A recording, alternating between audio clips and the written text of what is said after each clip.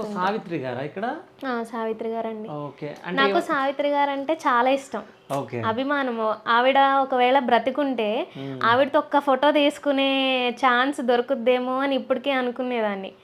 అంత ఇష్టం అనమాట ఆవిడ ఒకసారి డైరెక్ట్గా చూడాలి అని. చాలా అభిమానం ఆవిడంటే.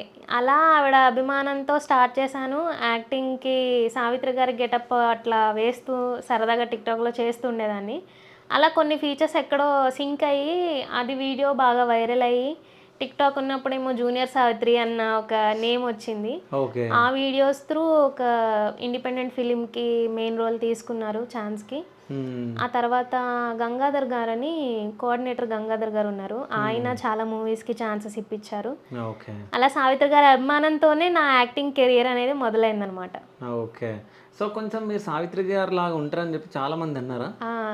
కొంచెం ఉన్నారు, అంటే అందుకే మీరు సావిత్రి గారు అంటే ఇష్టమే. అది అక్కడ సావిత్రి గారు, పైన సౌందర్య గారు. నాకు సౌందర్య గారు కూడా అంటే ఆవిడ యాక్టింగ్ కానీ లేకపోతే డ్రెస్ సెన్స్ కానీ చాలా ఇష్టం. సావిత్రి గారి తర్వాత సౌందర్య గారు అంటే ఇష్టం. సో వాళ్ళిద్దరిని కలిపి అట్లా డ్రా చేయాల్సి అనమాట.